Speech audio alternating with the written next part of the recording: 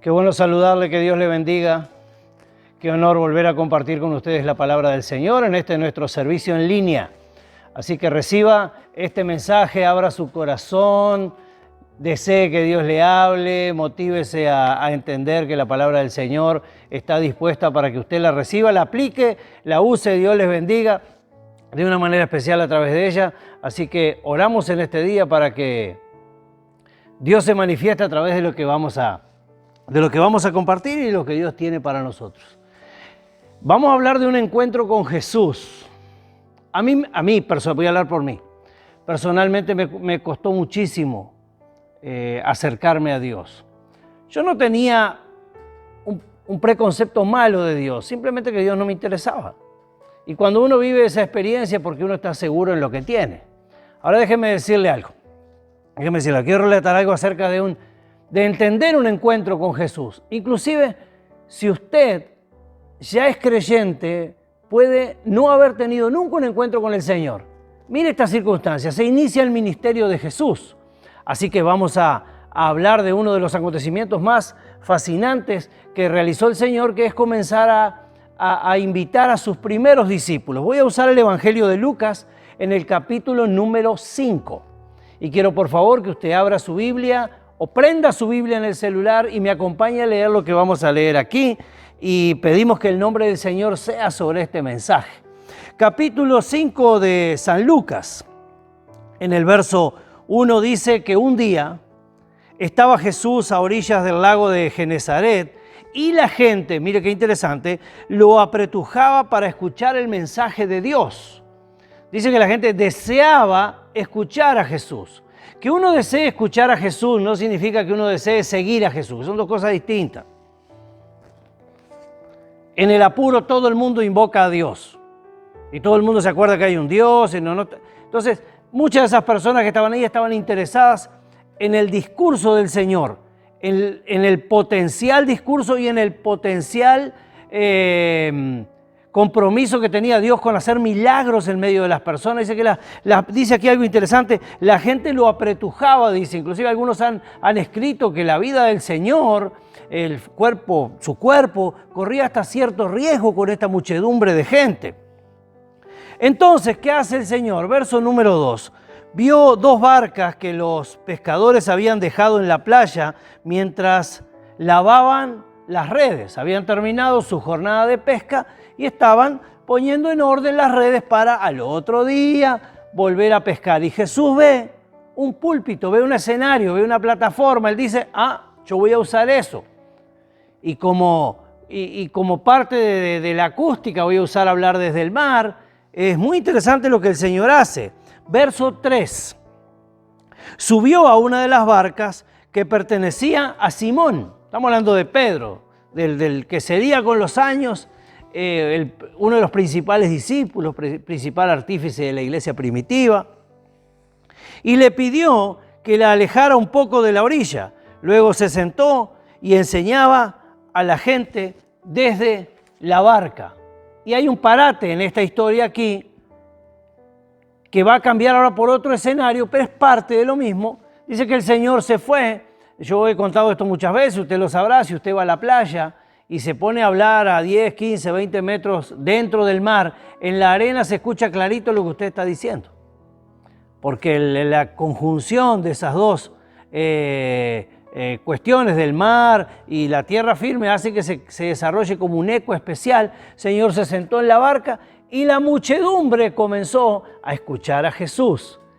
Tristemente, la palabra triste no es lo ideal, pero lamentablemente no tenemos el contenido del discurso.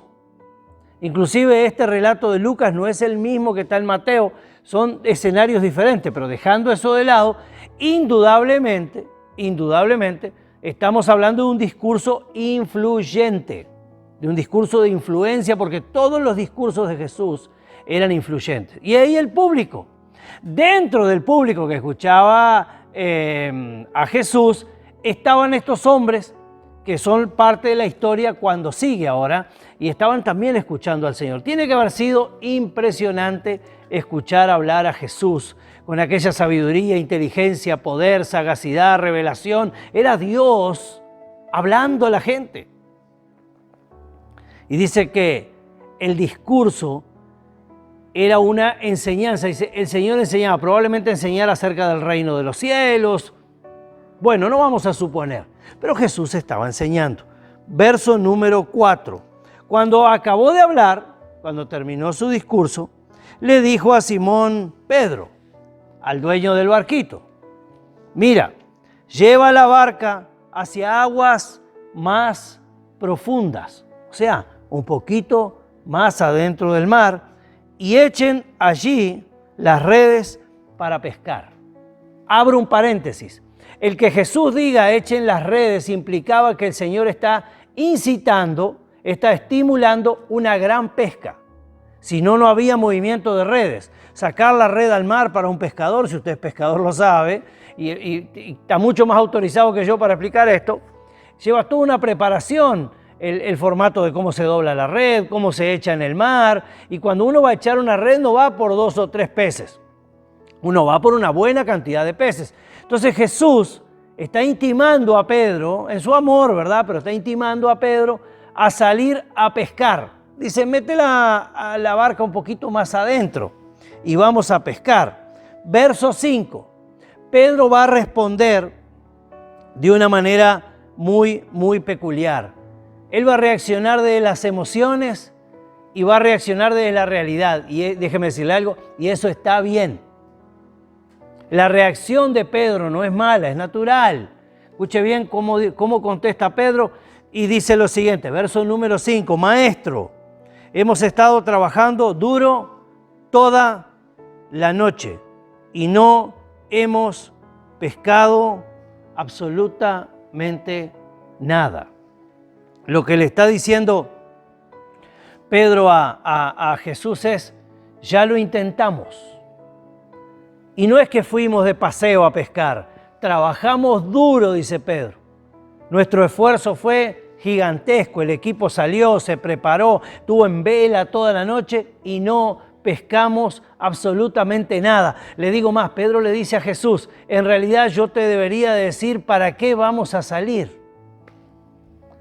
En realidad Pedro, que le contesta desde el dolor del fracaso de una noche sin pescar, él le podía haber dicho, Señor, yo soy un profesional en esto. Y Pedro era un profesional. Yo sé lo que estoy hablando. Sin embargo, es indudable que el discurso de Jesús había impactado a Pedro. Es indudable que aquel discurso del Señor del que no sabemos nada de su contenido había impresionado a Pedro. Había hecho que Pedro pensara quizás de otra manera. Porque mire lo que dice Pedro. Dice Pedro, si fuera por mí, yo no salgo a pescar, porque ya sé lo que es, ya estuve toda la noche pescando y es la hora principal para algunos pescadores, la hora principal es pescar de noche, y yo no debería de salir porque ya hemos hecho un gran esfuerzo y no pescamos nada, pero como tú me lo mandas, lo voy a hacer. Y acá comienza un cambio de actitud en Pedro. Y yo estoy seguro, y permítame darme esa libertad, de que el discurso que había dicho Jesús sentado desde su barca, y Pedro estaría feliz diciendo, oh, el maestro está enseñando desde mi medio de transporte, desde mi medio de trabajo. Jesús se sentó en la barca que es de mi pertenencia. Habrá pensado Pedro, él estaría feliz dando rienda suelta a lo que había aprendido. Y él dice, pero como tú lo mandas, voy a echar la red. Como tú lo mandas, yo lo voy a hacer. Si por mí fuera, yo no lo haría. Pero como tú lo mandas, yo lo voy a hacer. Uno ve un cambio en la actitud. Y ese acto de obediencia a la voz de Dios, ese acto generoso de obediencia a la voz de Dios, da como resultado lo siguiente. Habla de la influencia del discurso de Jesús en Pedro. Aquí va. Así lo hicieron y recogieron una cantidad tan grande de peces que las redes se le rompían. Mire qué cambio, de una noche de pesca bajo el esfuerzo humano a un instante de pesca bajo la autoridad de Dios. Imagínese eso aplicándolo a su vida. Imagínese dándole esa aplicación usted ahora al discurso del Señor. Señor, yo nunca lo he hecho en tu nombre, siempre lo he hecho en mi fuerza, pero como tú lo mandas, yo voy a echar la red. Y dice que la red se rompía. Era impresionante la cantidad de pescados que tenían. Ellos, dice aquí, entonces llamaron por señas a sus compañeros de la otra barca para que los ayudaran. O sea, era tan grande el botín del trabajo que daba para compartir con los socios de la empresa.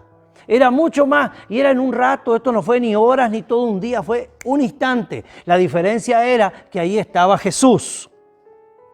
Ellos se acercaron y llenaron tanto las dos barcas que se comenzaron a hundir. Imagínense el rédito que tuvieron aquel día solo porque hubo un cambio. Jesús andaba con ellos pescando. Imagínense cuando Jesús anda con nosotros trabajando, sirviendo, en la casa, en el matrimonio, con los hijos, en las relaciones, en el servicio, en el ministerio. Si anda Jesús, wow, créame, todas las cosas cambian. Al ver esto, dice el verso 8, al ver lo que acababa de pasar, Pedro dice, aquí hay algo que a mí no me es costumbre. Aquí hay algo que es distinto a mis días de pesca. Pedro era un profesional pescando. Pedro no era un recién llegado a la pesca. No era eso que se compra una caña, un reel o lo que sea y salen a tirar un anzuelo y no saben ni cómo se hace. Pedro no era un recién nacido en la pesca, era su oficio, su profesión, era lo que él hacía. Y dice, al ver esto, Simón Pedro cayó de rodillas delante de Jesús. ¿Por qué? ¿Porque habían pescado más? No, Pedro no cae de rodillas delante del Señor porque ahora había más peces. No. Pedro se da cuenta de que tiene una doble visión al ver a Jesús. Número uno, él ve al Señor. Poder, sabiduría, santidad, autoridad, cambio. Y él se ve a sí mismo. Por eso Pedro cae de rodillas porque dice, wow, qué inferior que soy. Qué distinto que soy a la autoridad de este que está hablando conmigo, que está pescando conmigo, me está ayudando a pescar. Entonces yo tengo que entender y tengo que reaccionar. Dice que Pedro cae de rodillas delante de Jesús y le dijo, apártate de mí, Señor, porque soy un pecador, le dice a Jesús.